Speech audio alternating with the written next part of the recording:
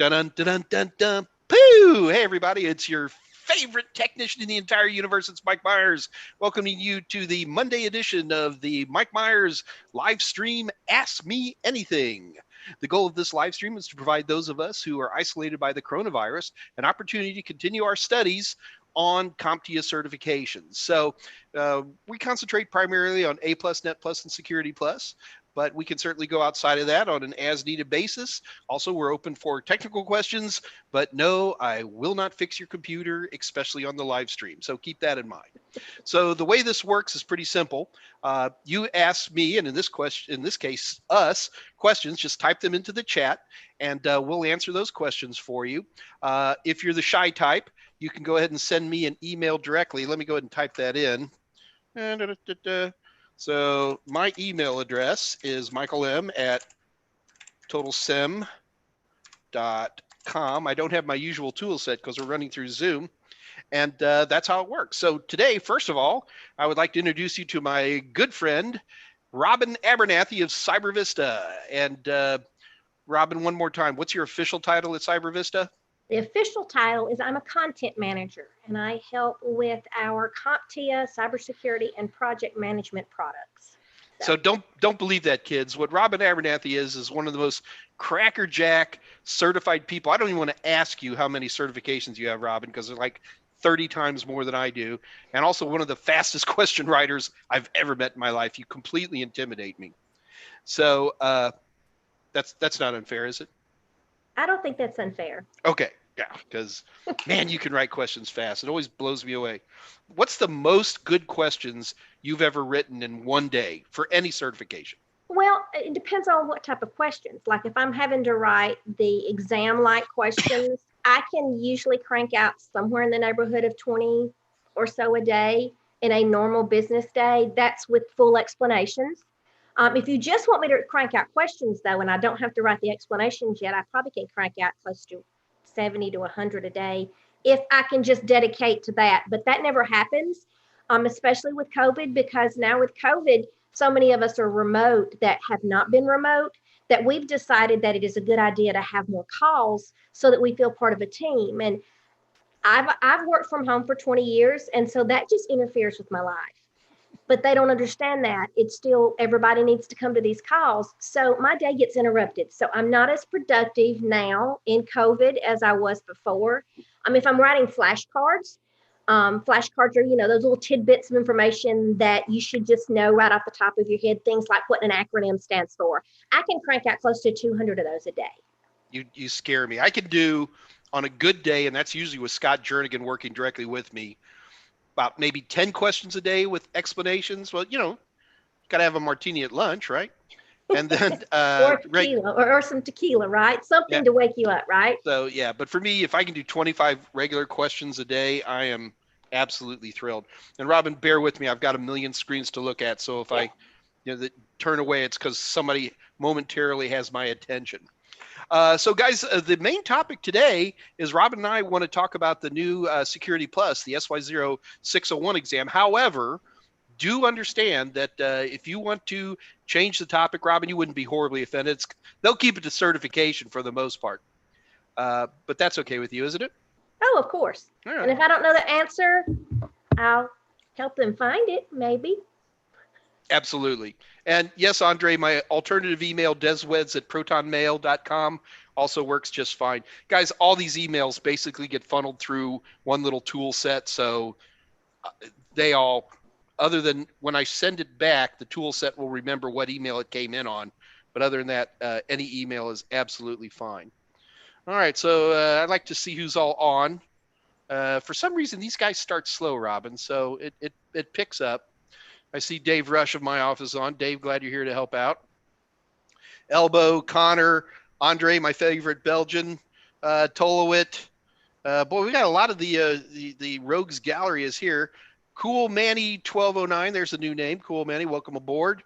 And oh goodness, we just doubled the number of people since I've been talking. Okay, hey everybody, Falak is here. Sean McLaughlin, hi. My favorite person in the whole world, Alice Potsy. I got your email, Alice. Thank you. Jason Helms is here. Did I do DPAC already? U4 Raymond, good Lord.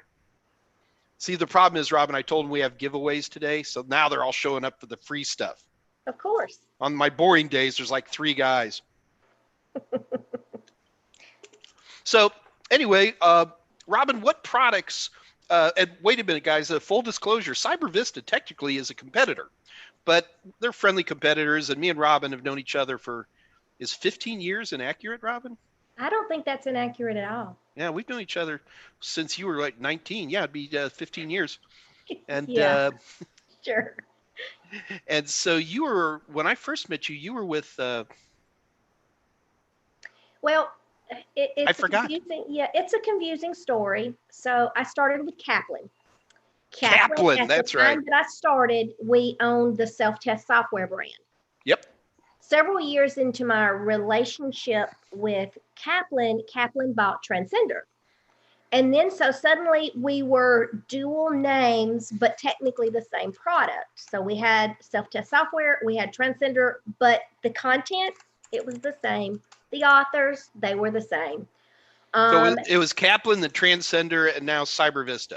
Yes. And what happened is, as always happens with a lot of these big companies, there's a shuffling that goes on. And so when Graham Holdings, who owns all of us, formed this startup called CyberVista that was specializing in cybersecurity, in their relationship, it just made sense to merge us into one entity. So now we are under the CyberVista name brand. It's the same people behind the I guess you could say like the Wizard of Oz behind the curtain. It's the same people writing the content. It's just under a different brand, but the content is exactly the same. Robin, do me a favor. Tell Graham Holdings that they can buy me. Okay. All right. Okay. Well, I'll tell CyberVista too. Okay. Because I want to drink Mai Tais on a beach somewhere. I'm gonna hang out with my buddy Tullawut in Hawaii. Yeah, the CyberVista name would probably be where they would absorb you because there's so much overlap between you and us. So my videos and books and your questions, we'd be unstoppable. Everybody want to hang out with us like all the time. Yes, we would be rock stars, right, Mike? Aren't we already though, Robin? Well, some of us are more diva than others, but I can be very diva. I know. But I'd have a different outfit on. So guys, just in case you haven't noticed, Robin is a fellow Southerner, but she's a little east of me. She's in a little tiny state of mind called Alabama. Mm-hmm. And you may pick up on certain words like pen is the pen you write with is how many syllables? 2? It's 2 syllables. You say pen. Pan. Pen. I can do a pretty good mm-hmm. Alabama accent. I'll tell you what. Yeah. I can do a really good Louisiana accent, but I'm going to need beer to do that. So. Well, and just so anyone knows, if I ever say fixing to, I'm not really fixing anything. That usually means I'm getting ready to do something or I'm going to do something. So fixing does not mean I'm fixing. That's just a Southernism. Now we do that one too here in Texas. Mm-hmm. Y'all fixing to go to the store kind of a thing? Okay. I think everybody's okay. We got a lot of folks in the EU and even some. Do I see any of the gang who's like from Pakistan? I forget where everybody's from. I get in trouble. All right, but we'll be okay. Here we go. We do have a question before we start Security Plus. And guys, do keep in mind, Robin probably is only going to be able to stay for about an hour, maybe an hour and 15 minutes, and may have to bug out. So if you have Security Plus questions, this is the time to get them in. But Dave Shumps at 2:06. I always say what time they ask their question, Robin, so they know what's happening. How do I get into a tech support job with ending up in a call center? I've got an answer for that one, Robin. I don't know. You don't really do job location, do you? Is that part of your bailiwick? Well, in theory, CyberVista, yes. But I said I wasn't a diva. I am a diva in that there are certain things I want nothing to do with. I don't want to do anything to do with budget. I don't want to do anything to do with management calls. And I would rather not be involved in, like, for the most part, like job advice. You can find that stuff usually. We do it here. We do it here. Yes, I figured you did. Yeah. Everybody's looking for work. Nothing wrong with that. And so my quick answer for Dave Forshumps is that you need to check out our videos. We've done, as a matter of fact, we're about to do the 100th video. How crazy is that?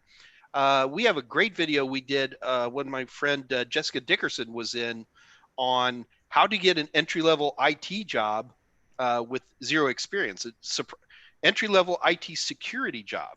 And surprisingly, there are a number of places, as long as you don't mind working the midnight till 8 in the morning kind of shifts, with monitoring 500 different virtualized servers looking for red lights to appear and stuff like that.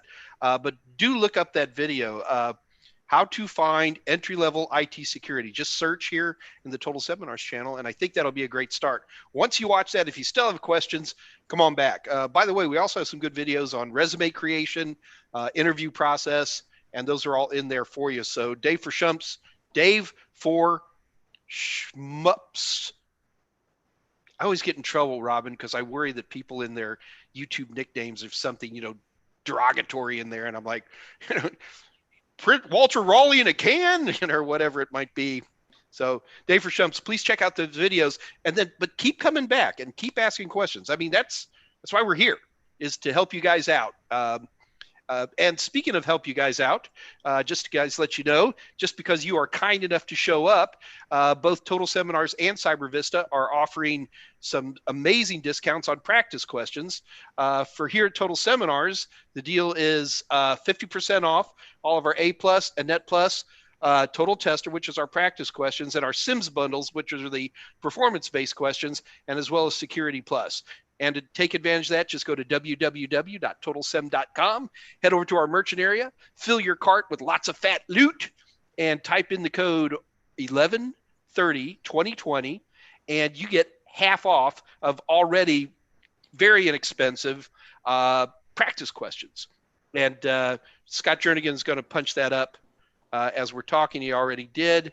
Fantastic, Scott. Thank you very much. And Robin, you've got an offer for today. What's CyberVista giving our viewers today? The giveaway or no, the discount?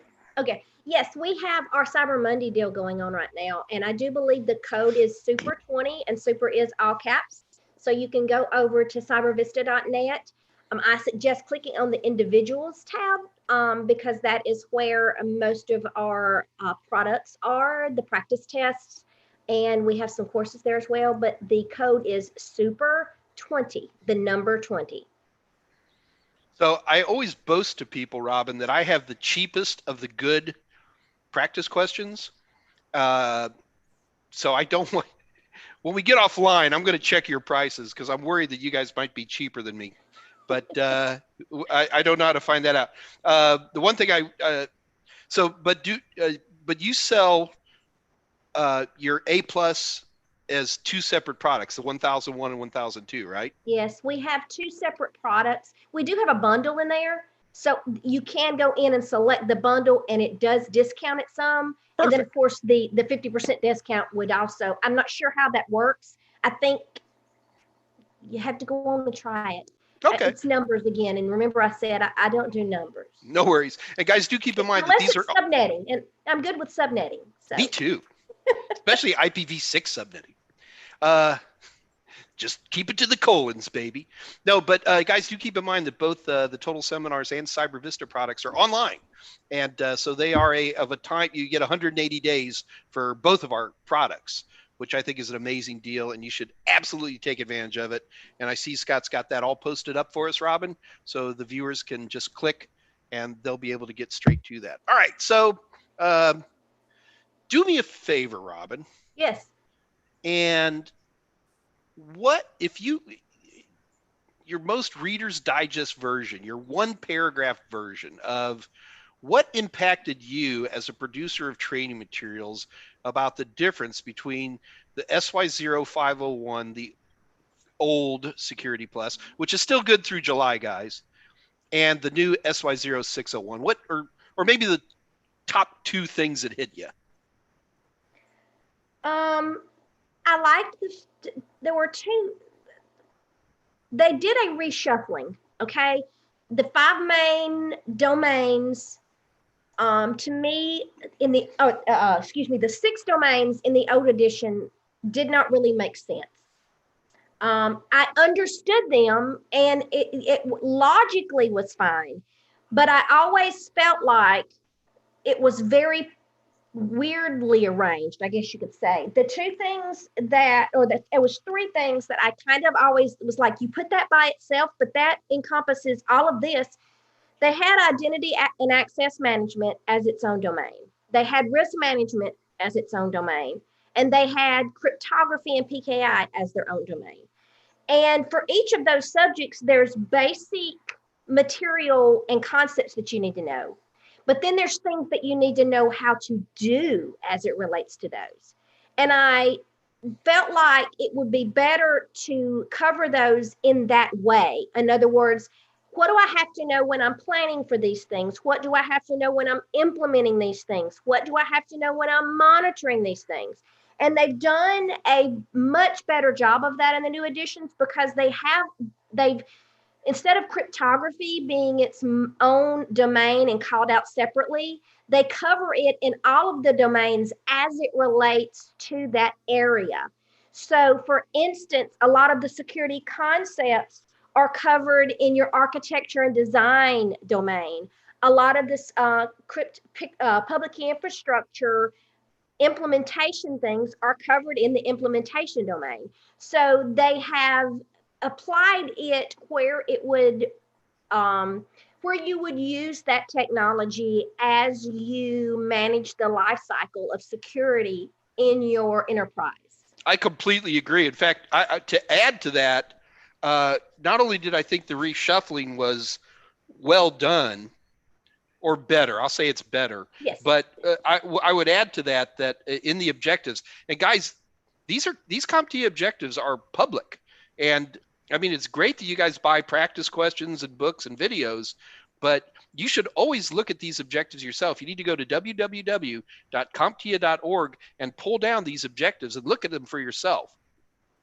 But one of the things I really liked was, I think that they detailed the objectives better when you get down to the level 3 on the objectives. And it's really like, not only are we going to tell you what we're talking about, we're going to tell you exactly what we're talking about. And I found it to be a lot easier, at least in terms of, if I want to talk about making baskets, are we going to make Indian baskets, or, you know what I mean? And I think that CompTIA did a better job there than they had done previously. But in terms of topics, is there a particular topic that showed up that surprised you? I wouldn't say I was surprised, because most of what they brought in, I felt like it was stuff that was needed to be covered. I did appreciate the fact that they pulled a little bit more in the cloud in. I do believe. Boy, did they bring in the cloud, huh? Yeah. And I got to tell you, there were objectives there. I was like, let me pull that up on Wikipedia. Let me get the Google, Yeah. So yeah, we had a call today, by the way, and I can't remember what Google's original name was. Was it Backrub, I believe, way back when? And we were like, can you imagine saying I need to go backrub that? Yeah, it was a trivia question in my team call. We do those all the time. So anyway, I digress. But yes, the cloud. You know how many people are looking this up right now online? Like all of them. Robin, get me an interesting fact. Just like I learned nut oil can go into making dynamite, but that's another thing. So yeah, but the cloud, they did a much better job. They've covered it, but only at like the surface level. And as the cloud has become more and more a part of our life, so many people aren't really understanding the full security ramifications that can happen because of that. And so many people, it's like, it's on the cloud, it's good. Well, yeah, ask all those, famous actors and actresses who have had their cloud, accounts hacked and pictures that they did not want released to be released. Yeah. So yeah, that kind of stuff you really need to think about. And they've really ran the full, I guess, gamut here, where they're being a lot more thorough in that. Well, to me, it's obvious that they're using Amazon as the example. Talking about zones and things like that, I was like, that's they're doing AWS, which is fine. Probably of all the cloud providers, that's the one I'm most comfortable with. But so I found myself in a bit of an issue. For me, because I do the books and videos, how do I get people ready to start studying for Security Plus? So I've pushed, you really should know Network Plus or the equivalent, because I do not want to go over what's an IPv4 address again in Security Plus. And the Network Plus coverage of cloud is, in my opinion, fairly light. Yeah. And so I found myself having to backpedal on that a little bit, because I want people to be able to pick up my Network Plus training materials and jump right to Security Plus. And there was a lot of cloud stuff, security that they talked about, and this is what gets you in trouble. And CompTIA is notorious for this, is that they don't tell you what a zone is. They talk about zone security, right? Right. And that's been a big challenge for me. And so we've had to do a lot of work to be able to make, in my opinion, quality training materials. And well, and I can also say this, ISC² has a certification, the CCSP certification. It is a cloud security specific certification. And while I would often tell people who I felt weren't ready for the CISSP to take the Security Plus first, I felt it was a building block for the CISSP. It does not cover everything, but it is a great starting point. I was always reluctant to suggest Security Plus for the CCSP because it really doesn't cover much cloud. The old edition didn't, the 501. But I feel like now that if someone comes to me and goes, hey, I want to look at the CCSP, but I know I'm not there, but I want to cert, I don't mind now suggesting the Security Plus as a bridge to the CCSP. So that they've done a good job of that, because not everyone is ready to jump into most of these ISC² exams. And I like using CompTIA as a starting point.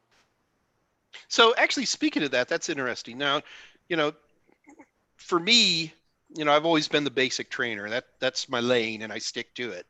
So we always talk about pathways, certification pathways. And I wish I have kept every CompTIA certification pathway that they've printed out over the last 20 years, because they're different. But would you be angry if I said a good way for most people to go is A+, Net+, Security Plus as a start? No, I agree with that 100%. Okay, good.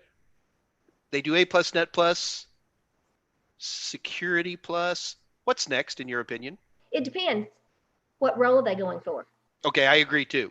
Give me some examples of pathways. If they're looking at something in management, you would need to go the CISSP or the CISM. CISM is from ISACA, and it's comparable to the CISSP. So do keep in mind, most of these folks are unfamiliar with the ISACA. Yes. Yeah, ISACA, it's another alternative. That exam to me did not seem as bad because it's not as long as the CISSP. But the ISACA gets great recognition for people getting jobs, right? I mean, it's from what I have seen in my area, it's more widely respected for the DoD than CISSP, because so many people are going for the CISSP and there's more people that are CISSP certified. When someone has the CISM, it's raising more eyebrows. And I really don't know why, because the content is very similar. I did nothing to prepare for the CISM because I had my CISSP knowledge. So I know this is a little bit of a sidebar, but I've got you here so I can ask you questions. I need you to fill in the blanks. There are X number of groups who provide security certification pathways. They are called, ISACA is one. Who else? ISACA, ISC². Then there's GIAC, GIAC. I'm acknowledging that they exist, and that is about all I will do. Not because their certifications aren't good. I just don't like the way they do things. To take a GIAC certification, if you take the course, which is very expensive, we're talking several $1,000s, you can take the certification exam. If you do not take their course and spend that, I think most of the courses are anywhere from $4,000 to $6,000, and some of them are higher depending on the certification level. But if you don't take their certification, their authorized course, you have to buy a test voucher, and it's a couple of $1,000s. That's And not too dissimilar from EC Council, which I would put in as one of those groups, by yeah, the way. EC Council's in there. EC Council to me is they're more of a at practitioner level and not so much management level. I agree. And so ISACA and ISC squared. GIAC has some that skirt both areas, but ISACA and ISC squared to me are more higher level than the EC Council offerings. I agree. Yeah. And I got to tell you, we got to throw another one in there, and that's CompTIA. With CYSA and CASP and Pen Test. Plus CYSA and Pen Test exams, those certifications are top notch. And very hard. Well, my thing, if I was someone that was thinking of being an ethical hacker or a pen tester, which are very close, so much inner workings, if it was me, I would take Pen Test Plus. Yeah, you're not the first person to say that. And there's certainly Pen Test Plus is certainly getting some recognition out there, and I think CompTIA has done an interesting job. For those of you that don't know these three different certs from these upper level certs from CompTIA, the CASP is for a security practitioner. The CYSA is for someone who is analyzing the security. And then the pen tester is that penetration tester who's trying to break in. He's trying to break the things. The pen tester and the security analyst are getting metrics, performance values, and data that they would then make recommendations to the security practitioner, the CASP Plus person, on what controls to do or what they can do to mitigate the things they have discovered. So there are three spokes in the wheel. If you have a organization that has great separation of duties, those would be three different people. Most small organizations, oftentimes that's one or two people. And like I said, if you can't have that separation of duties, you just have to figure it out. But in a large organization, those will be separate people that would work together. I agree. So I don't even know if you can't answer this, say pass. Okay. When people start getting past Security Plus, in my experience, they're probably going for higher securities because they're already employed and they're looking for more. A lot of the folks who watch my live stream are more entry level than this. Okay. And when you start talking about thousands of dollars, it makes them nervous, understandably so.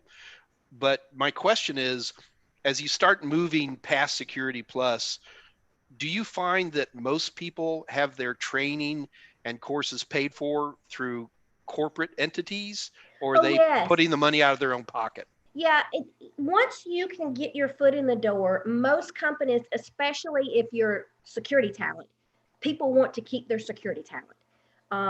We are a finite commodity, and so they will do whatever they can do, if they're smart, to keep you happy. Prepare yourself an educational plan. I want to take this course, get this certification, then I want to proceed and take this course and map out, have a 5-year plan, have details in your 1-year plan, and then have a 5-year plan of this is where I want to end in 5 years. Because one cert, I like acronyms after my name. So it's like Robin Abernathy, comma, blah, blah, blah, comma, blah, blah, blah, second line, comma, so I collect acronyms like most people, most women collect shoes. That's why your business cards are shaped like this. Yes, they have to be longer so I can get my acronyms. So I would say, even if your company does not have a stated plan where they do this, approach your manager and present them with a plan. I'll tell you, the other place you need to approach them is during the interview. Oh, yes. I've been surprised how many people, like, they're getting a job and you're at that final interview and everybody's happy and maybe they've even given you an offer. And, one of the things that people forget to push back on is, hey, man, this sounds fantastic. Really looking forward to working with you guys. I do want to continue to build my skill set and, to be a better employee for you. What do you do for me in terms of, straight up asking, especially for mom and pops that don't think about that. I think that's a big mistake that a lot of people make, and just not just ask, oh, I need you to pay for some training.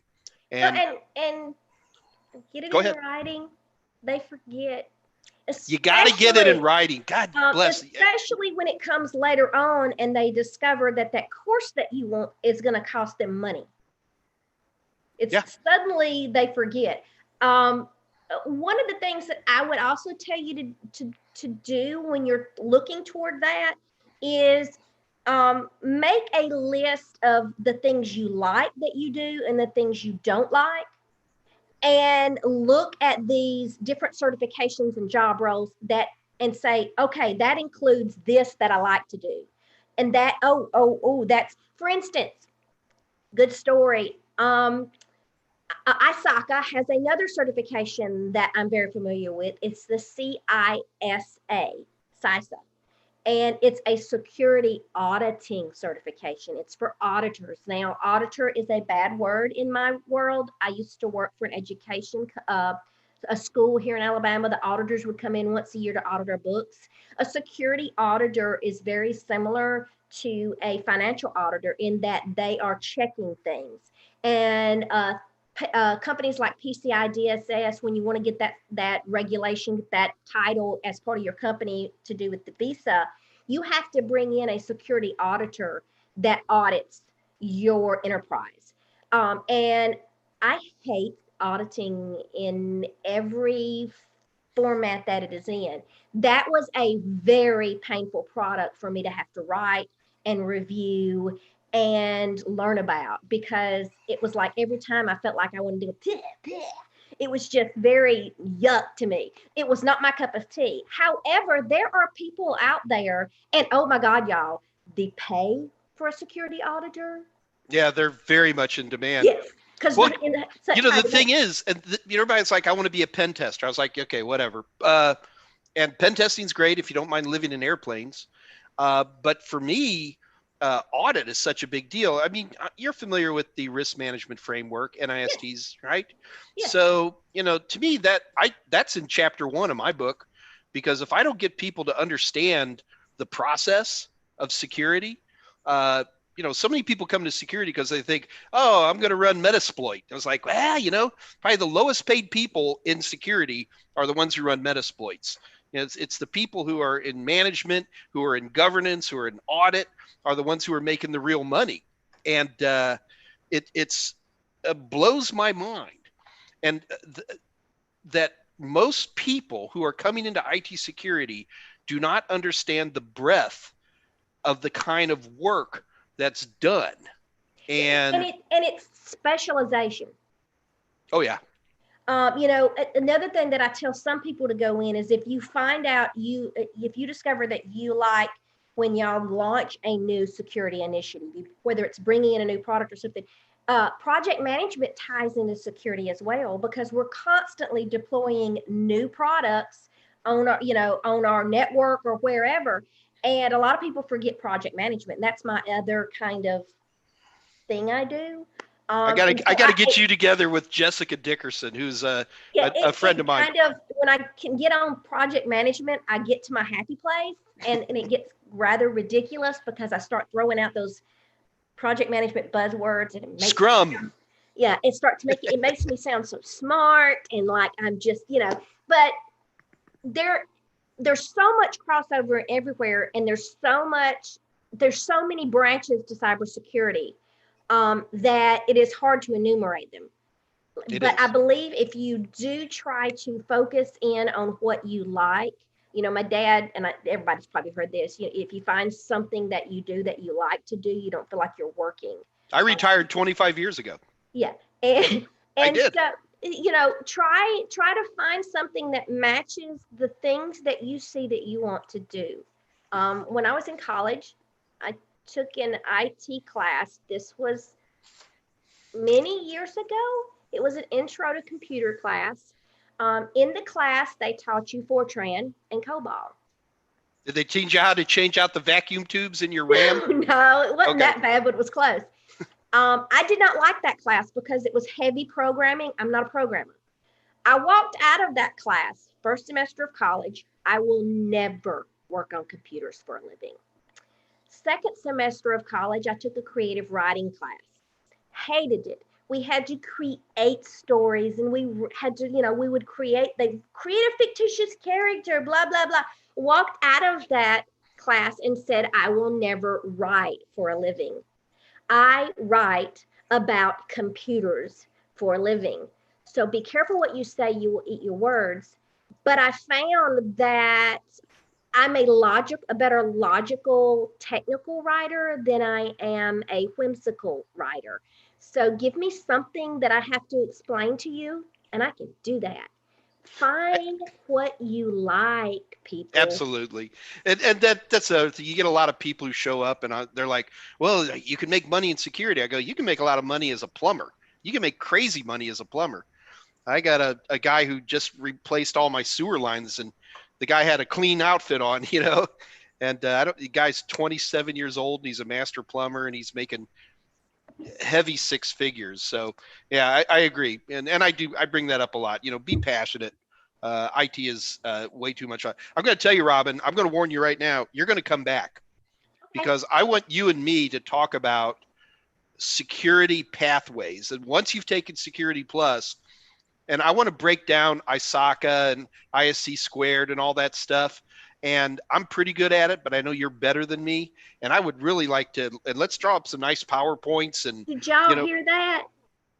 Mike just said I was better than him. Everybody's better than me, man. That's no great boast. I'm better at Raspberry Pi than you are, but that is true. That is not my thing. Yeah. No, I'm a screwdriver tech. I've always been that kind of a guy. But you do have to come back because I think that's a big question for people in terms of where they're going to go. Anyway, back to Security Plus. One of the things, I'd be curious how you feel about this statement. I feel that CompTIA has really structured Security Plus, to me, to really more of a survey of IT security than anything else. What do you think about that statement? I can say I agree. Sounds like there's a but in there. B-U-T. Yes. I'm trying to word this properly, and I don't always word off the fly as politically correct as we should. The only politically correct person on this entire thing is Alice, and she's in Italy, so don't worry about it. Okay, we're good. Okay, so I like where they have gone over the last few years with the performance-based questions, okay?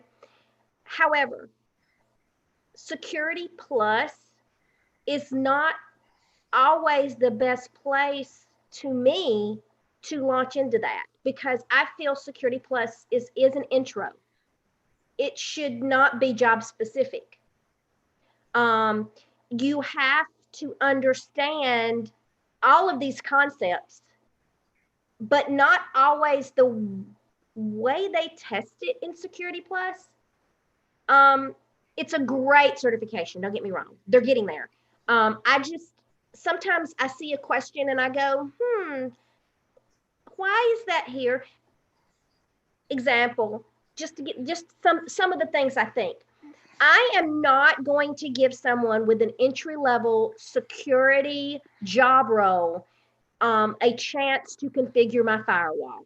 That booger won't touch my firewall. Okay. That's just the way I am. He would have to earn my trust to get to that point. So I feel like they get mixed in the weeds, but I understand why they do it. I really do. Me knowing, for instance, what ports these different protocols use is very important, but until I know how to use it on a firewall and block that traffic, it means nothing. It's just memorization. So I understand where they're going. You could say the same thing about cryptography. Yes. Do you really need to see how AES, does the rotation and all that stuff? Do you really need to know what the key size is? You just tell me which one's stronger. What can I use? Key sizes, there's a lot of things that if in a practical world, when I'm writing content for the Security Plus, there's a lot of facts that I memorize temporarily that within 2 months of no longer being on that project, I dump. Yeah, me too. Me too. You know what I'm saying? Yep. And so you're going to be memorizing facts, people, that 2 months after the certification, you could not recall if your life depended on it. Now, one of those things that never leaves me is the ports. 20 and 21 is FTP, blah, blah, blah. I know those ports, but those cross over into so many certifications. Those kind of things I do keep in my brain because I use them so much. But know that you're going to be memorizing data that 2 months from now you really won't need because you will Google it. Yeah, okay, but hang on. I agree with what you're saying. Mm-hmm. But let's go with cryptography, which I think is probably the best description. Tell them I'm not here, Robin. It's Corona. Yeah. Welcome to my home, people. I think cryptography is probably the biggest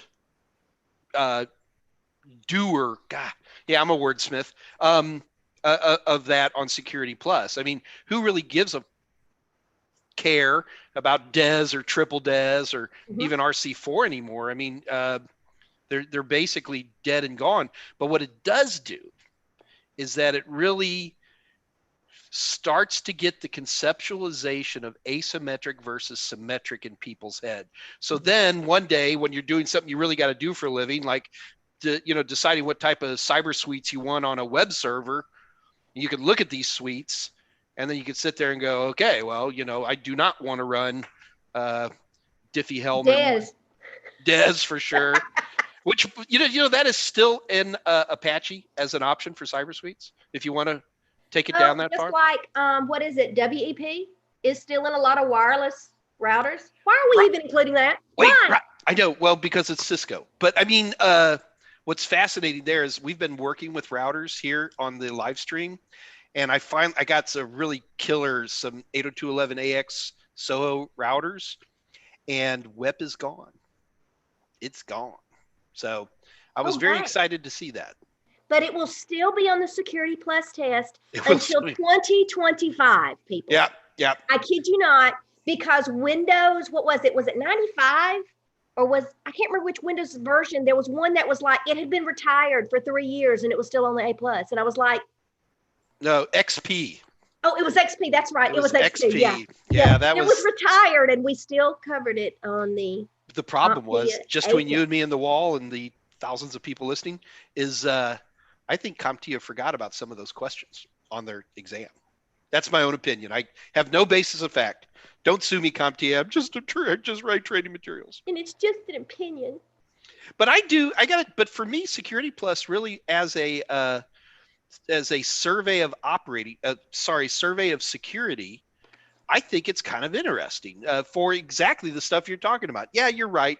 I'm not going to really need to know the key sizes for triple DES, but it's kind of cool to watch the progression. And then other little things happen, like to tell people that AES is an open standard.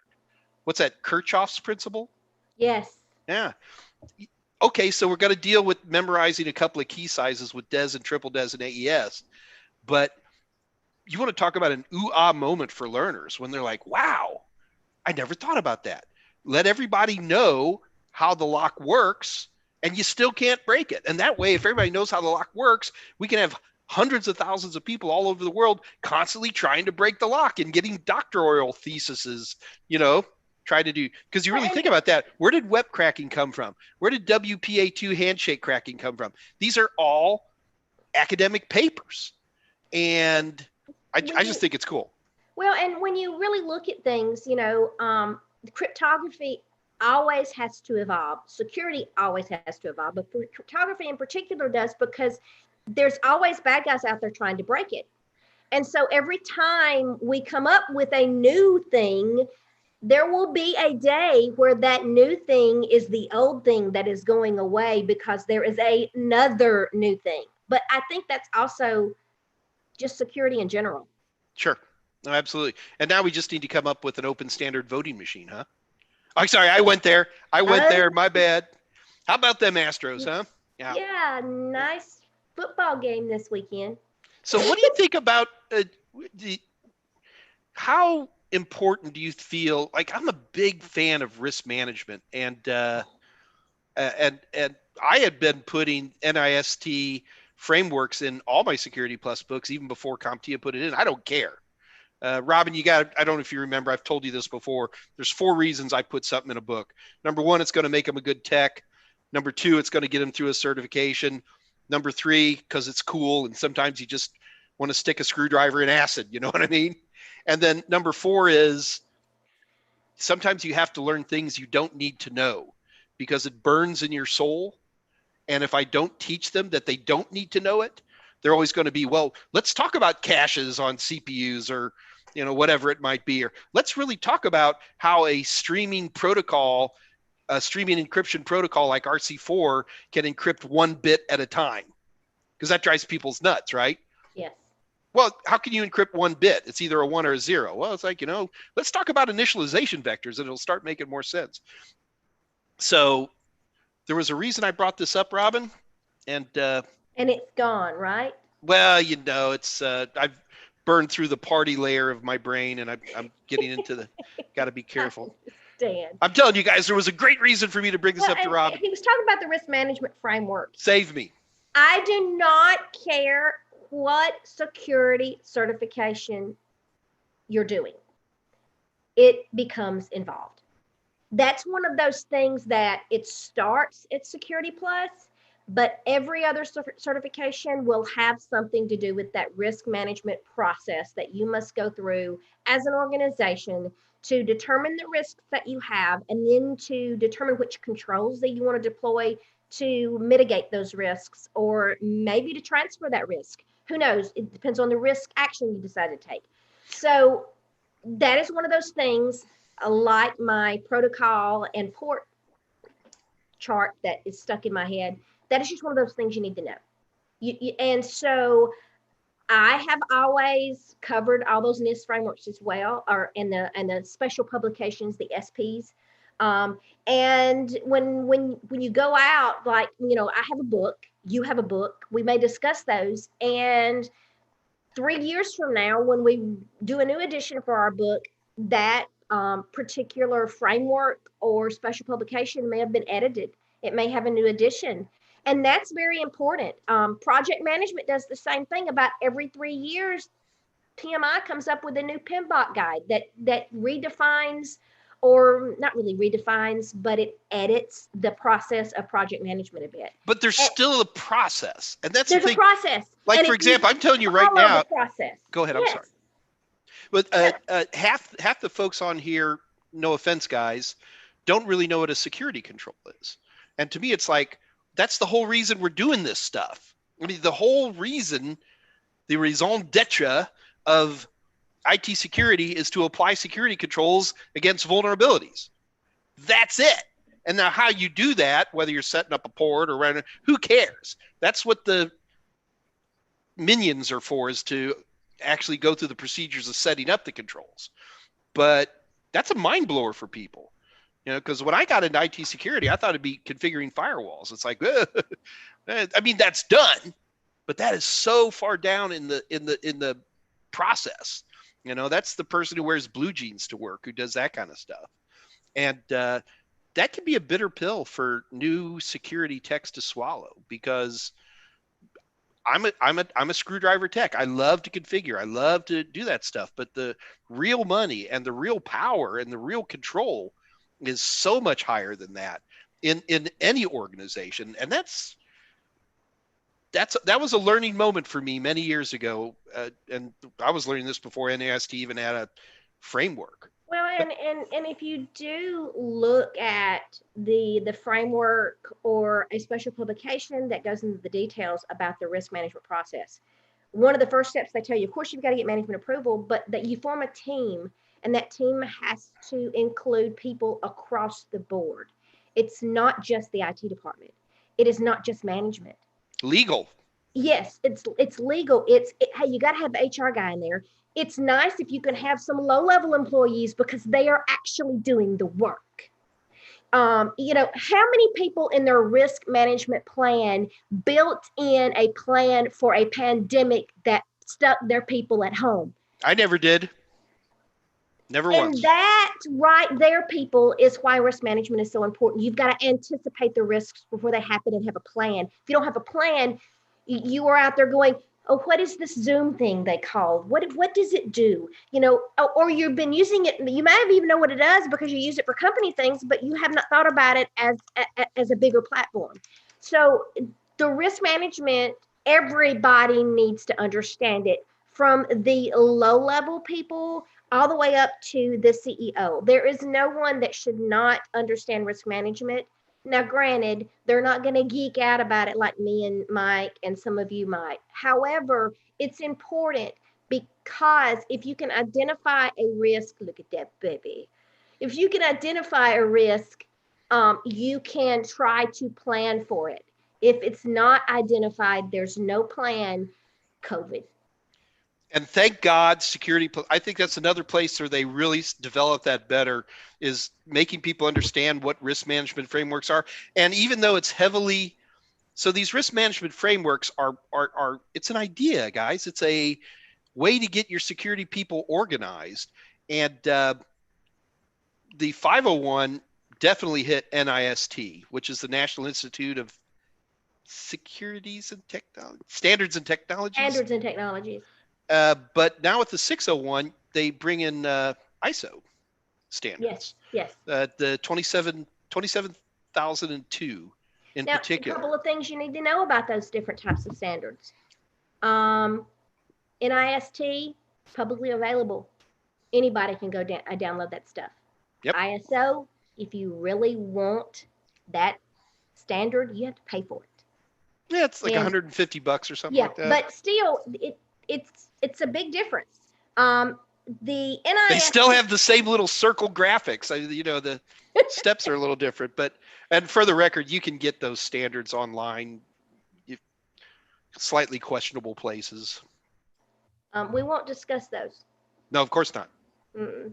And we will never, ever, ever tell you where they are. That's right. So yeah, one of the things that I do appreciate though about the Security Plus is they are getting much better at differentiating when you need to know facts versus know how to do. There's some things you just need to know facts on. You need to understand the different attacks that can occur and the best ways to mitigate those attacks. You just have to know that. You have to know the difference between phishing and spear phishing. Sure. But then there's times that when you have to know how to do that, you just do those things. You don't, it's not like something you can memorize. And in so many cases in the past, in not in the recent versions of Security Plus, by the way, you could read a book, go take a test, pass it. Can't do that now. At least not in my experience with my students. I've had a few people make that claim. I didn't know them personally or what their study habits are or what their experience was, but we've got viewers literally on here who've made that claim. I just feel like, and also, I talk about the curtain, the Wizard of Oz curtain. I don't have any insight behind the CompTIA curtain. They nobody does. Not even the developers of CompTIA products have. They do a pretty good job of keeping that separate. Yes, they keep things very secret. So I don't know weightings. People say, oh, do they weight certain things more? I mean, there's a weighting that they give you as far as content distribution by domain. 17% of the test is going to be in this, and that's all they tell you. They give you in the objective listing, they give you the domain, the objectives within the domain, and they give you bullet points. And the bullet points are very good. However, most people don't pay attention to a tiny little paragraph in that, and it's usually, I think it's page 2 of the exam guide. There is a please note down here, and it says the list of examples provided in the bulleted format are not exhaustive lists. So I'm pulling it up so they can yes, see it. because I think this So is few something people that's look at very important for people to understand when you, back just a little bit more, Mike. Up just a little more. Right there. I'll go, not too far. Right there. See that please note in red? The list of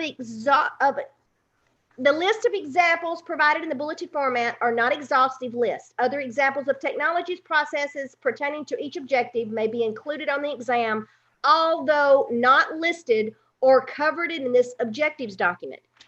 Oftentimes, I will chase a tangent in a book, in a practice test question, just because I know they didn't list it, but it could be on there.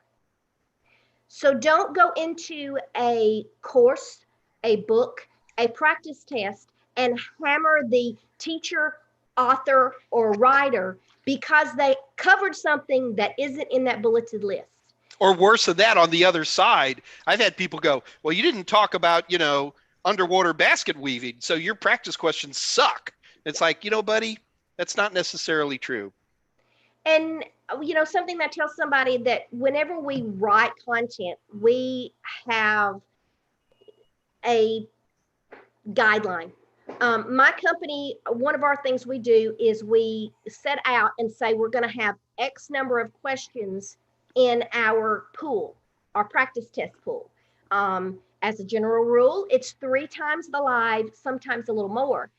So if it's 90 questions in the live exam, our practice test will have somewhere in the neighborhood of 270 to 300 questions, maybe a few more. However, if I wanted to get technical, and I think, Mike, you would agree with this, I could write you thousands of questions. Oh, yeah. But my boss won't let me because the project has to end sometime. And so well, see, there's the nice part for me because I'm the boss. So, okay. So, I'm not. We have roughly 3 times the number of questions in our pool. And to be honest with you, we could probably yank some, but I love them so much, I know they're your children and they're written so well. How could we possibly cut them? Well, and we do cut them. Scott Jernigan and Dave Rush do a very good job of going, Mike, we need to pull this stuff. The problem is I use the analogy of I'm really good at using whale blubber to grease wagon wheels, right? And I've been teaching how to grease wagon wheels with whale blubber for so long, but there's a certain point where nobody's using wagon wheels, Mike, and there's no more whale blubber, so you got to pull them. And it's just like, but these questions are precious, but we pull them. Hey, listen, Robin, I want to ask you another question. Okay. On the new Security Plus, if you could pull one topic, and you could be as granular, as broad on this as you want, if you could say, this is stupid, let's pull this, what would you pull? I have some opinions here, so I'm going to let you take a shot at it first. Or if you want to think about it for a minute, I'll start. How's that sound? You start and let me think about it because I think SCADA has no reason to be on Security Plus. SCADA systems certainly do exist, but to me, they're very, very nichey. How many people work on railroads or power line systems or, oil pipelines or whatever it might be? I just think that that's such a small percentage overall of what security is that I don't think we're helping anybody. And I hit it, but not very hard. So that would be mine. That would be mine. Industrial control systems too. Yeah. See, but there are companies and especially educational institutions that who write checks to CompTIA. No. Okay. They implement those solutions and don't understand the security ramifications. I actually know of a local educational institution who integrated some of that into their broader network, and it was quite funny. Some students finagled some things and ran the heat up in the summertime in administrative offices. And I realize you're thinking, well, that was just kids being kids. Yeah. No, I'm not. But I do get where you're saying it's not a high percentage. I fully agree with it. I understand why they've included it, and understanding CompTIA's broader organization and the relationships they have, Ding. I That's what it is. understand why they're in there. Well, and you know, I mean, I can tell you stories. A certain law enforcement organization here in the United States got in a boat and went up and down the Houston Ship Channel, the heavily industrialized, you know, what something like 1/3 of all the petroleum is refined there, and found that almost 10% of all the wireless networks they could find were still running WEP. So I'm not saying it isn't there, but all right. So that's your turn. Is there anything you'd pull from Security Plus? Why the heck do I have to understand my PKI security formats? I like PKI. I think like that PKI. you don't really, you can't wrap your head around certificates without PKI, in my opinion. Right, but why do I have to understand that there's things like a P12? And to me, when it gets to that level, it's something that, depending on what I'm deploying, I have to understand. And the Security Plus technician that's out there installing a certificate on a computer is not paying attention to that crap. Okay, well, this would fit under part 4 of why I teach people stuff. Sometimes I have to teach you things you don't need to know. And anybody, when they're first learning about certificates, they're assuming they're on a Windows system, they're going to export a certificate, right? Mm-hmm. And if they actually have the private key as well, they export this and all of a sudden a file appears on their desktop with a P12 extension. And they're like, what the, you know? So that is, I agree that it's not, it is a format. It would be like teaching DOCX format, I guess. But for me, it's the first time somebody exports a certificate and it's sitting there on their desktop and they're like, what the heck is PK? I can't even remember the proper extension for it. But see, I've worked before in a previous life and had to deploy certificates.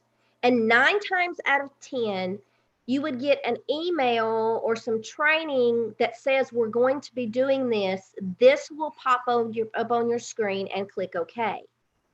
Or click install, or whatever's there.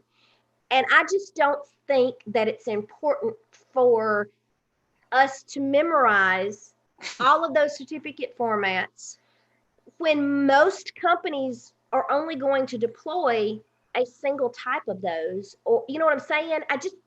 Okay, all right. It's minutia to me. It's like, why am I memorizing this? It's that I'm going to dump it in a month anyway. You dump it in a month. All right, so let's have a little fun here. Okay. I've been talking you up, or I've certainly been talking up CyberVista on my site. And I tell people that it's always a good idea when you're buying practice questions to get them from 2 sources. Do you agree with that statement? And if so, why? You can never over-prepare for a certification exam, ever. There is no such thing. Each time you purchase a product, you're getting the author's viewpoint. And it's now you're talking. Go ahead. And now it's based on the author's experience. I have been taking the Security Plus exam since it was the 101.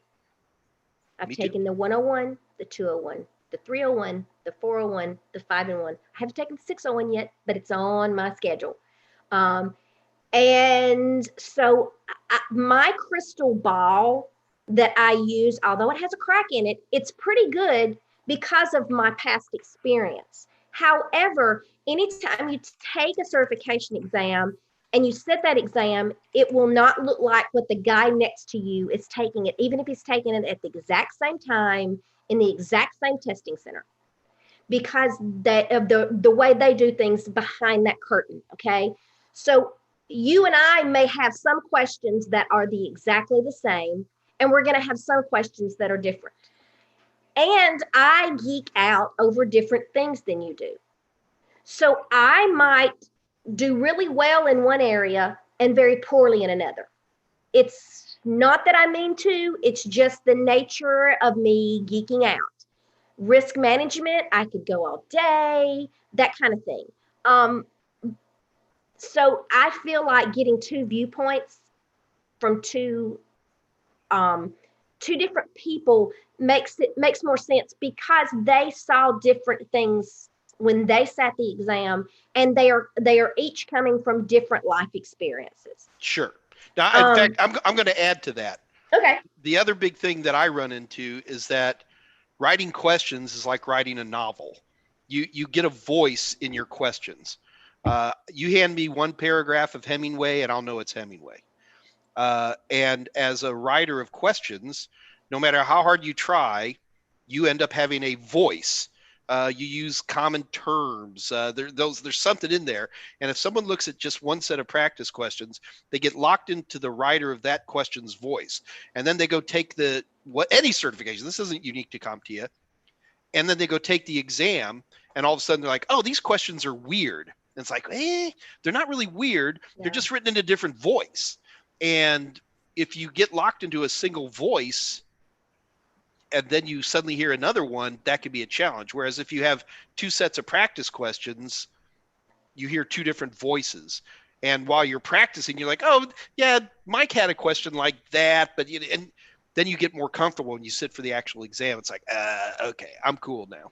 And I can say this, there were things that have been pointed out to me over my writing career. I don't use contractions in my writing. You don't? I did not realize it. I don't use them. And we have another writer within our company that he will they're everywhere.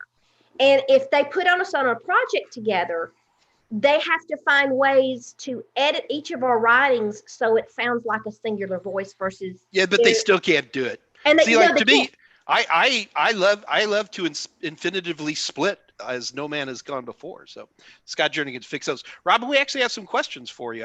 Can I throw these at you real quick? I'm not sure I'm going to like these, but go ahead. No, this is from my buddy Falak. He asked nothing but hard questions. You ready? Yay. Trust me, Robin, 10% of the time I say I don't know. Okay, so never be feel better. I don't mind saying that then. Good. That's what I say. The three most magic words a tech can say is I don't know. Does security auditor, sorry, the verb tense is off here a little bit. Does a security auditor? One more time. Does a security auditor need to know regulatory compliance rules for different fields of industry like PCI DSS, health, finance, etc.? Two areas in this. For the exam, if you were going for it, and this is kind of off topic, if you're going for something like the CISA certification, they do cover those different regulations and regulating bodies and standards organizations. So for the certification, yes. Okay. For the actual job title, it would depend on what industry you are entering. And Absolutely. Usually in that job title, they will tell you must be familiar with PCI DSS or GDPR, or in the case of healthcare, it might be HIPAA. They will tell you. So yes, but I will say that. Yes, but. Yes, but. And the auditors, the few auditors I know tend to stay in one industry. They get good at rarely move to another industry. They will choose an area that they prefer to operate in, or perhaps the organization that they end up getting employed by specializes in PCI DSS or in helping with GDPR and HIPAA and doing healthcare stuff. Who knows? But it would depend on where you work, which way you would go, and what you need to be more intimately, familiar with. I agree. Thank you. All right, we got another one. You ready? Sure. This is from Alan Duggan. Man, Alan, I hope I'm pronouncing your last name right. Duggan. Duggan? Sure. That's right. Hey, Robin, what advice would you give to people starting out in the IT area? It depends.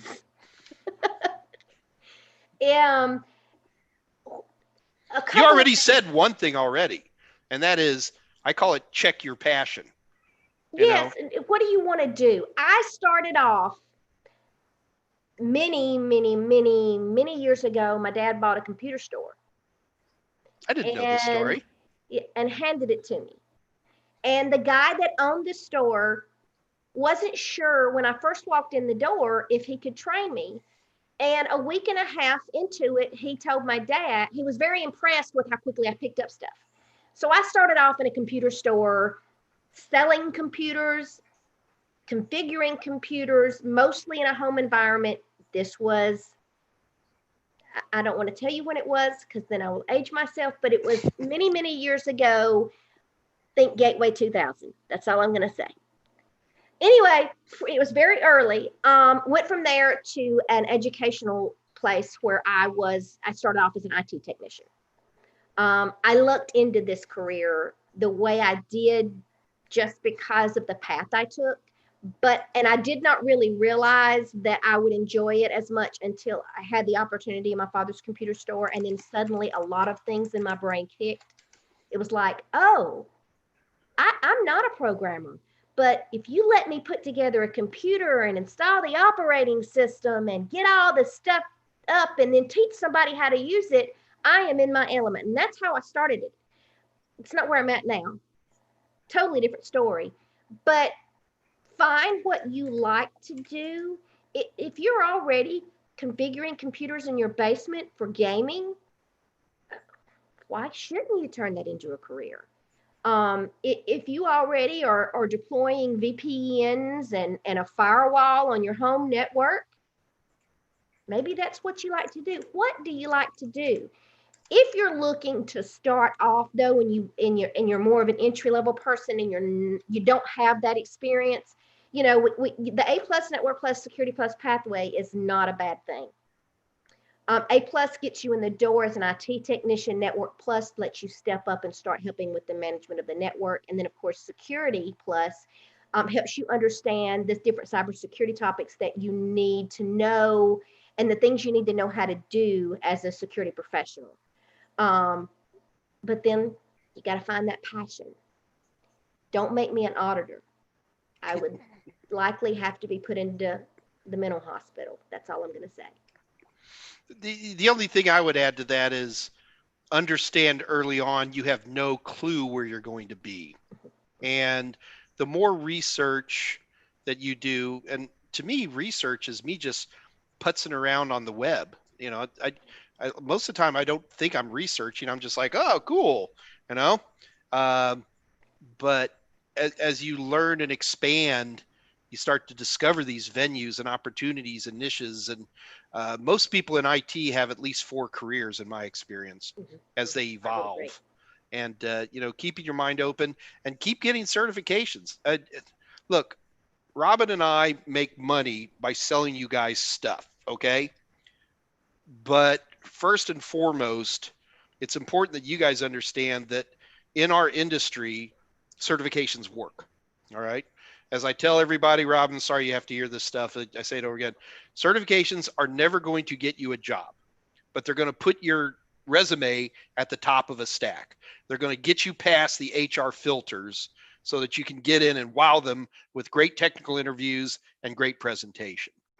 And I think it's important that people continually are going for certifications. In casual conversation, me and Robin will be talking. Definitely do this with Robin because she has. Do you have 100 certifications, Robin? That's a bit high. Now, if you count only 75. If you count every edition of a CompTIA certification that I've taken and passed, yes, because I've had the A+ since the 200 version. I've had Security Plus since the 100. I've had Network Plus since 100, I believe, because I got Network Plus and Security Plus before I did A+. Really? So each one of those, that would have been 5 or 6 editions. And I've done that with several. I've got Microsoft stuff. I've got one single Cisco exam I took because they made me. I've got an Oracle one test. I've got some Microsoft SQL stuff. So yeah, project management out the wazoo. I've got ITIL, foundations, have it. I have RFID plus. Do you remember that certification, Mike? I wrote a passport book on it. Yeah. I wrote a practice test and I really geeked out over it. And then they did not do anything. Oh, my phone. Hold on just a second. That's my alarm telling me that I've got to get off with you guys. All right, that's fine. But when I'm just talking to Robin, it's normal from one nerd to another to just kind of go, hey, so what are you working on? What are you having fun with? And so I'm doing a little Cisco these days, or working on Active Directory, and and it almost becomes a boasting topic as in a way to tell people where you're going. Because the other thing is most of the jobs that people get, in my experience, isn't by going to Indeed.com. It's usually because, oh, I knew this buddy Robin. She was working, on, project management. I wonder how she's doing. Yeah, hey Robin, I heard about this job, and it's what we in Texas we call the good old boy network. Yeah. And it becomes important, and it shows that you're growing too.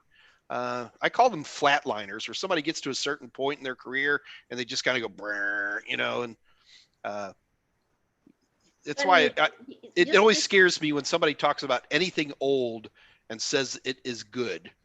You know what I mean? Windows 2000 was the best version of Windows that ever existed. It's like, that may be true. It's like when I drink wine, I go to these wine tastings, and it's like sommeliers. Okay, this isn't like some housewives and drinking wine. This is like deadly serious tasting. And I remember years ago I was tasting a wine, and it was a I'm not going to name the wine. It was a very fancy French wine, and I was like, oh, I don't like this. And people are like, who cares? You know what I mean? Know your stuff.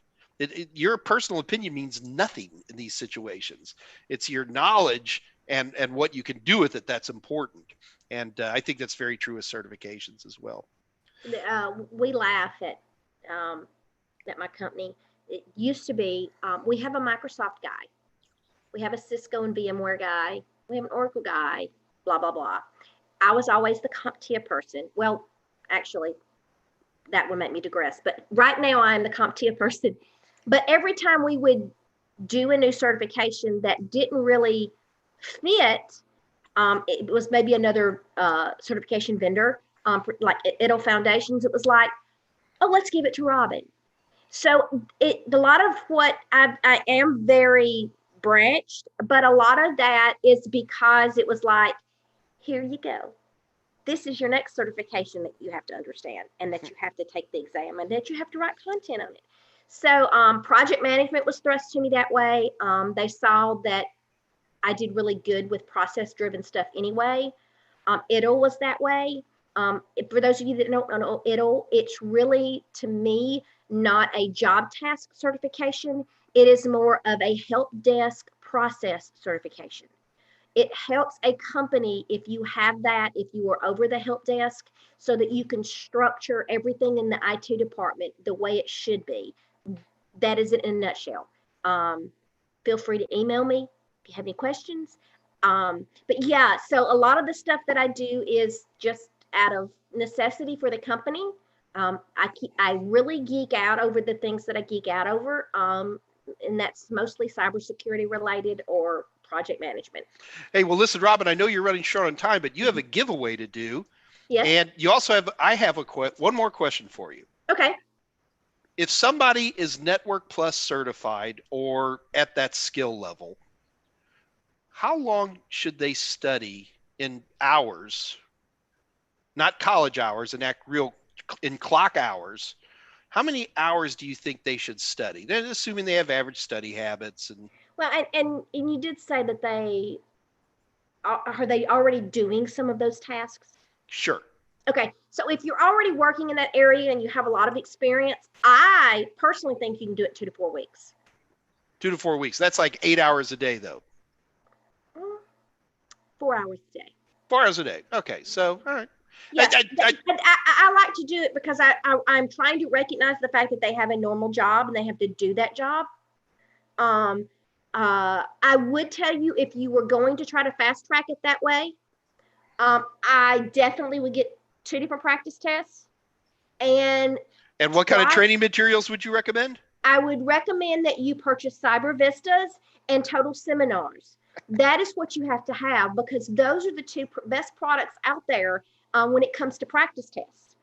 If you well, what about, like, say, video training? Is there anybody you know out there who? Mike has some really great videos, guys. I enjoy his videos mainly because I am very certification heavy in that I do it the way the certification is kind of done. Mike, on the other hand, teaches you something, and if it just happens to hit that certification, that's awesome. There are so many of his videos that are, well, they're funny because it's Mike. It's because I keep baloney in my shoes. Okay, I got you. I feel funny. So, but yeah, there's tons of free stuff out there, and it's not that it's not helpful, and it's wonderful stuff. But I would suggest you spending a little bit of money. You're going to have to spend a little bit of money to make sure you're better prepared. Those practice tests that you can get for free on the internet are free for a reason. Yeah, they're garbage for the most part. Yeah. All right. Ready to do a competition? Okay, what are we doing for a competition, Mike? We're going to do something we're going to really challenge their technical skills here. Oh, geez. All right, so what we're going to do here is we're going to play Price is Right. You ready? Okay. And don't say it yet. You guys ready? We're going to have a competition. You're going to have to type a number in. Here we go. We're going to do a pick a number. Pick a number between 1 and 256. Closest without going over wins. You guys ready? Give them a minute they're going to be typing in stuff, Robin. This gives you a minute to think of a number between 1 and 256 inclusive. And the guys are going to start typing in numbers. Here we go. Connor, you're hilarious. Pick a number between 1 and 256, guys. We've got about 8, 10 numbers so far. We got to give. Here they come. Here they come. Integers total it, but that's okay. Some people are typing in. If a number isn't an integer, what's it called? I don't do math. Keep going, guys, and make sure. Andre, I'm only going to pick the first one, buddy. Okay, there you go. Floating. Thank you, Deepak. I forgot what it was called. Okay, so we got a whole bunch of people. Robin, for the 180 days of whichever one product of yours that they want to pick, they have to be and the number is Kevin Lopez. I will not convert binary. Sorry, bud. Give us a number, Robin. No binary. So the number that I chose was 121. And I cannot see what you typed, by the way, guys. I know. I'm going to pick it. 121. A bunch of guys are typing in 121 now. Yeah, you're hilarious. Hang on. Ooh, Connor, you just missed it, brother. Aww. Looks like the winner is Kevin Lopez. All right, so Kevin, in order to get your prize, you have to send an email directly to Robin. Scott Jernigan's going to put her email address into the live chat, and don't try to be clever, guys. And if you send her 5 emails, she's going to go, So, Connor, you are the winner. Congratulations to you. Big round of applause. And you get 180 days of whichever single CyberVista product you want. And Robin, for the record, CyberVista has a huge repertoire of practice questions, right? Yeah, we've got a library that includes CompTIA, Microsoft, VMware, Cisco, Oracle, ITIL, PMI, ISACA, GIAC, and I'm missing something. Tons of stuff, people. Tons of stuff. I think we've even got Amazon. Yeah, we've got Amazon. Sorry. I said 2 names. Kevin Lopez is the winner. Sorry. Kevin Lopez. Okay, Kevin. I'll be looking for your email. Likely won't answer it until tomorrow, but I will be watching for it.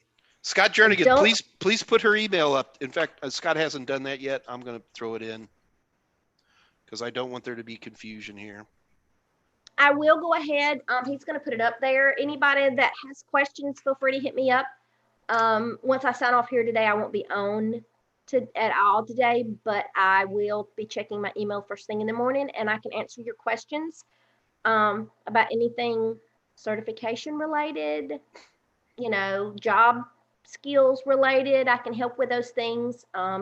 You'll probably see my face on here again soon because yeah, I'm telling you, Robin, I really want to do a certification pathways for people who've passed their Security Plus and really talk about that in detail. Because to be honest with you, you might end up driving most of this. I'll ask thought-provoking questions, but I know what ISACA is. I can spell it, but that's about it.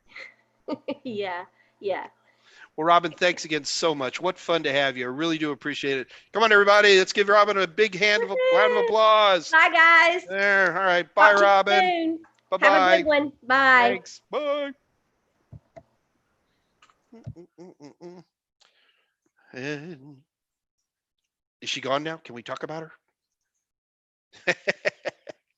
Oh, goodness. Guys, I hope you enjoyed having Robin around. I mean, not only is she cute as a button, has a very charming Alabama accent. She really is. She has more than 100 certifications. I don't care what she says. And literally, if you weren't buying my product, CyberVista would be the place I would say to go. I'm still better than them, but yeah, whatever. But what a great job. I really do appreciate it. We will see her again. All right. So let me make sure we haven't missed any questions here. Scott, how am I doing?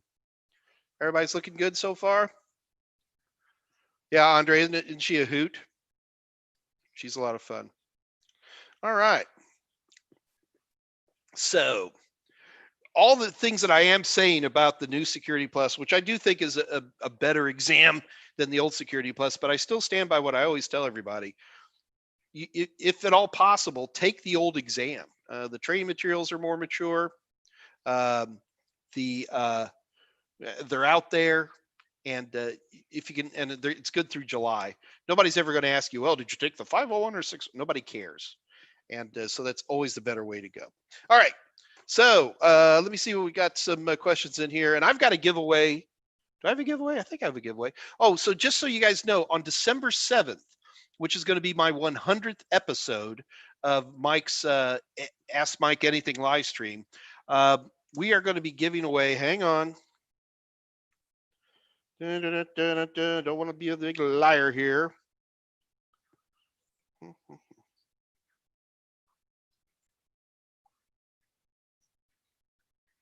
Oh, so on December 7th, anybody who orders anything on the Total Seminars website, you also get a free ebook, free Security Plus ebooks, and that's only going to be on December 7th.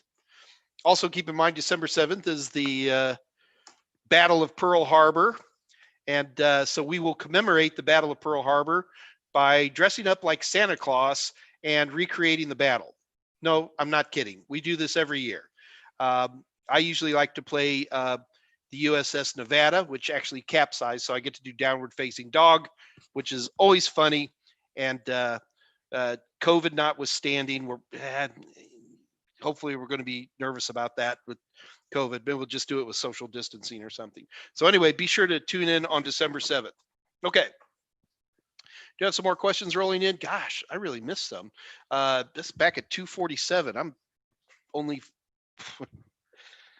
40 minutes behind on that one. Sorry. This is from Chuck DHD. Will data encryption as it is today become insecure because of malicious attackers?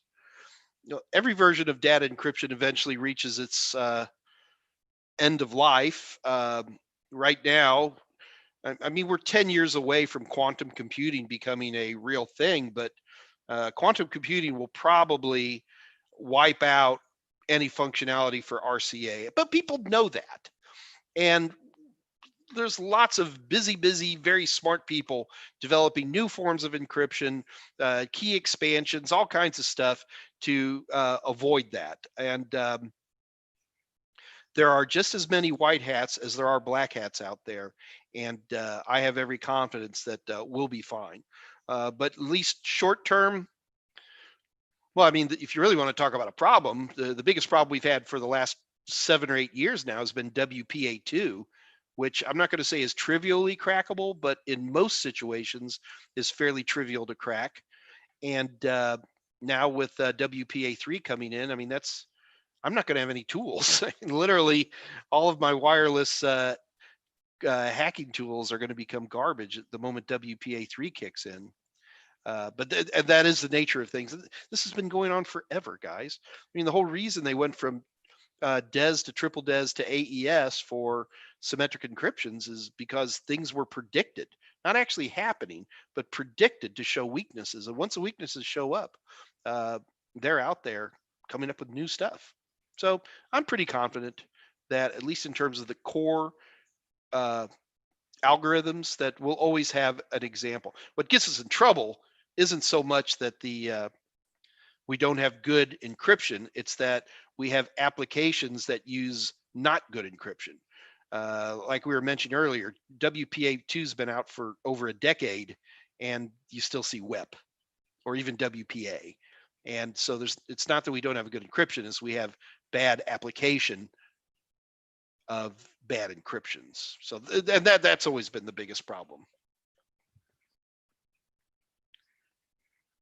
Yes, Deepak, it would be the 501 ebook because I'm not done with the 601 yet.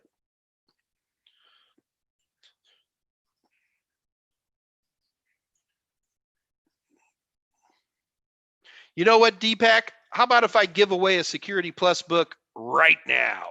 Keep in mind, on December 7th, you're going to get a free Security Plus book with a purchase, but just for my buddy Deepak, and just because I think Deepak is great, right now, as we speak, I'm going to give away a Security Plus ebook.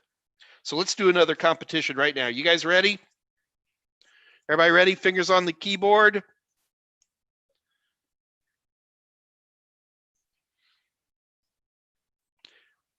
Who does Robin Abernathy work for? Whoever answers that first gets a free Security Plus ebook. Right now. Type something, somebody. Algorithms. Oh my gosh. Guys, I already got an answer. And I got to give it to you. Deepak, of all people, look at you. Deepak, big round of applause to you. You have won a free Security Plus ebook. Deepak, in order to get your prize, you need to send an email to Kathy Yale. Scott Jernigan will put up her email address here in the chat. And congratulations to you. You have won yourself a free Security Plus ebook, courtesy of your favorite technical trainer, Mike Meyers. Yay! Well done, Deepak. I'll tell you, man, that is, yeah, guys, you got to keep, wait, Deepak's now saying, wait, Mike. Hold on. Edward, you missed all the fun, man. Deepak typed in wait, Mike, which is probably going to mean that he's going to want to give it to somebody else.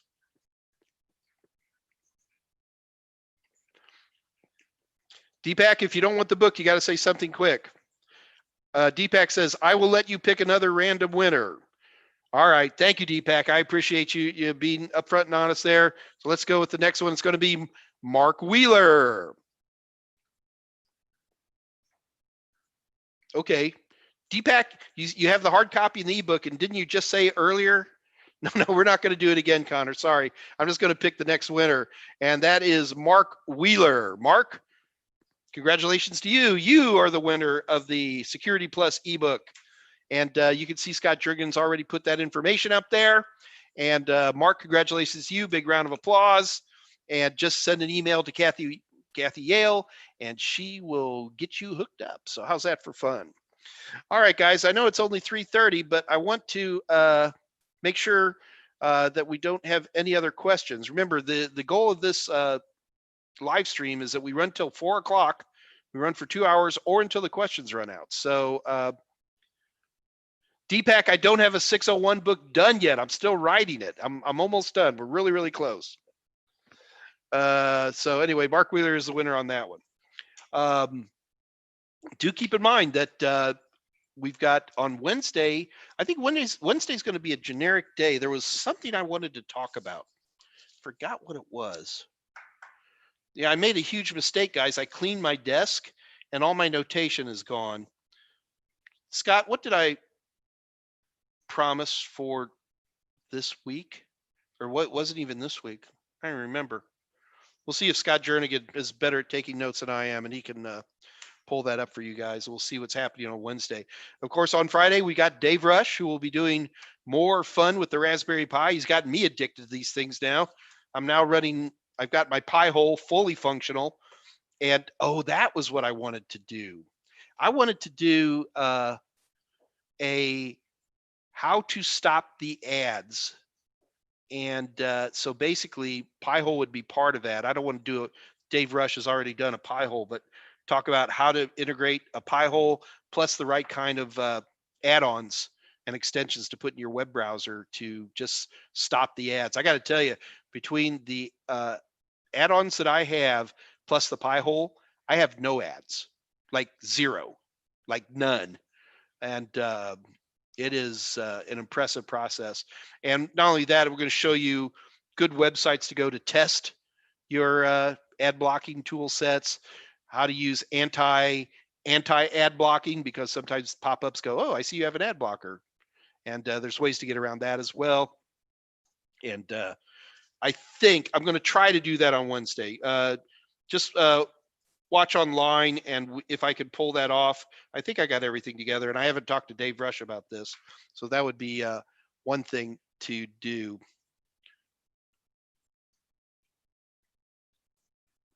Sorry, I'm just reading, guys.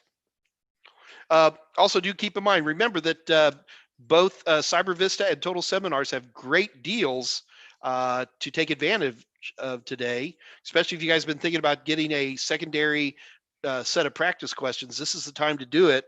CyberVista was offering 50% off. I don't remember, Scott, can you post that up one more time for everybody so that they can take advantage of this absolutely amazing deal? And what's the Pi Day topic, Dave, for this Friday? I'm looking, I'm trying to scroll. There's a lot of typing going on. What channel do you do the Pi stuff on? Zach, we do it right here on the Total Seminars channel. Friday is Pi Day. And the main function we do with Raspberry Pi is that because it's very inexpensive and you can do so much CompTIA study on this tool.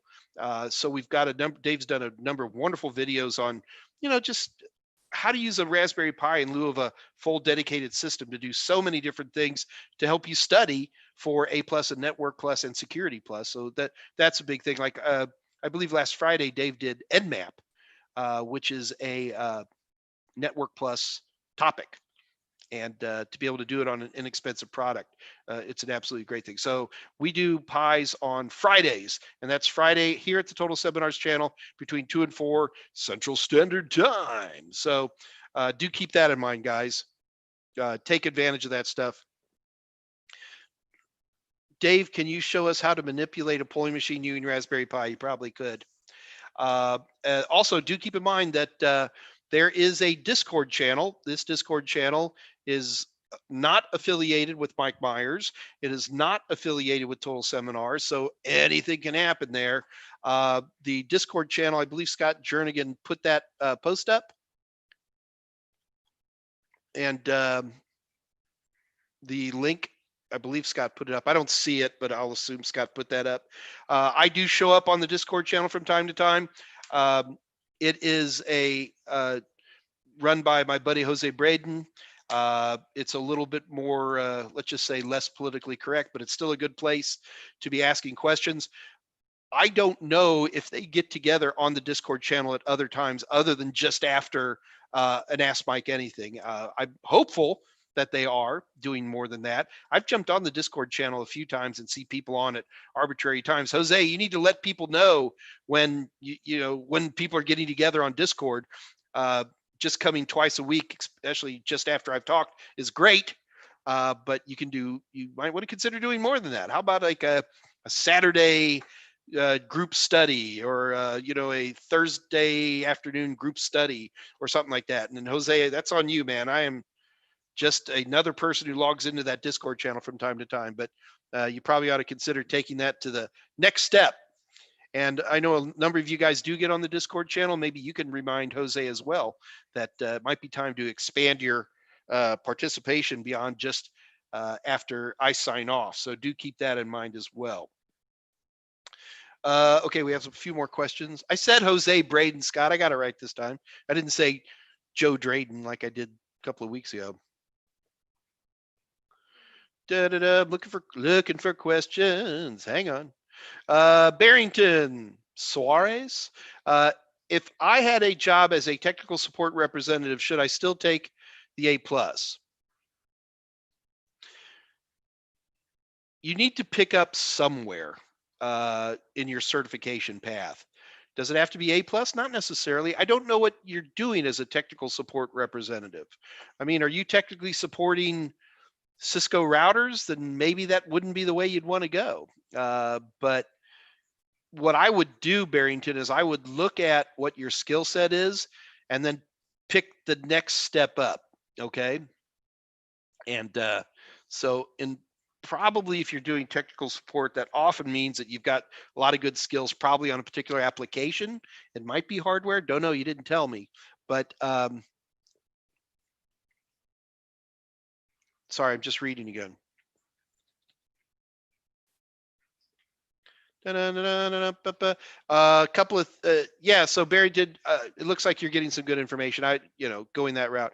So Barrington, you go for CCNA if you want to become a Cisco guy. All right. So that's other things to keep out. I'm going to get Robin back. We're going to talk about certification pathways. The discount code for CyberVista is Super20. Scott, I think you typed it in wrong. I think it's all caps. SUPER in all caps and then 20. That's what Robin showed me. I don't know if it's case sensitive or not, but what Robin handed me was SUPER 20, all caps, capital 2. Okay, I'm kidding. All right. All right, guys, last chance on questions. How we doing? All right, looks like we're towards the end of things. All right, yeah, it's 3:40. That's good enough. Listen, guys, I hope to be seeing you guys on Wednesday. And God bless it. What did I just say I was going to talk about, Scott? I don't know. I was typing. You're worthless and weak. Here, where's Tolowit when I need him? Here, Andrew Mejia. What? Stopping ads cold. Yeah, would anybody like to do something like that? Would that be fun? We'll probably bring Dave Rush in on a Wednesday. Would anyone? So, guys, you need to say something. Would you be interested in an episode about stopping ads cold? Unless 5 or 6 people say yes, I'm going to do something else. So I'm going to watch for a minute. 1 yes, 2 yes, 3 yes, 4, 5. I only have 1 yes. 6, 7. Why is yours so much faster than me? Well, there's a reason for that. I have gigabit Ethernet. I've got fiber. All right, kids. All right, so Wednesday, Dave, I can do it by myself, but I'd prefer if you were on to help. We'll get Dave Rush in here. Let him concentrate on talking about the. Heck, I'm going to let Dave drive most of this. He's been doing pretty good. So Wednesday is stopping ads cold, and that will be the topic. And this definitely would cover A+ and Security Plus. There's certainly lots of it's really anti-malware. We're kind of doing anti-adware. We're being naughty. Let's be naughty. Want to be naughty, Scott? Always. Okay. Always. Go ahead. Fine. Tolowitz says fiber keeps you regular, doesn't it though? All right, stopping ads cold on Wednesday. That'll be easy, and we'll go ahead and just fire that one up, and that'll be fun.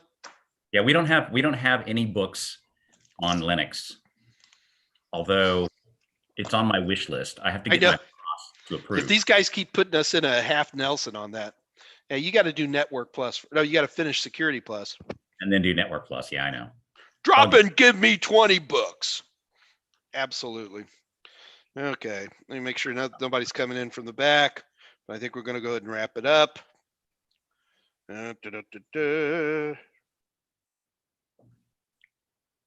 Yep, I think we're all set. We use Raspberry OS on the Pi, or check back a couple of weeks, and Dave taught how to install Kali Linux on the Pi. It's all good. Yeah, but for the Pi hole, which is going to be a big part of Wednesday's discussion, you don't even really need a Raspberry Pi. You can actually run it as a container, but you're going to need a Linux box, and not a lot of people have Linux boxes as their desktop, you know. So if you're going to have a box, you might as well get a $50 one as opposed to a, you know, $800 one, right? Except for Alice. Alice does have a. She's all Linux all the time. She's crazy. Crazy. Drinking all that good Italian wine, that's going to do it to you, Alice. All right, guys, I will get on the Discord server. I got to do a couple of things, but I'll be on in about 15 minutes. But Scott, I think we're all wrapped up here. What do you say, boss?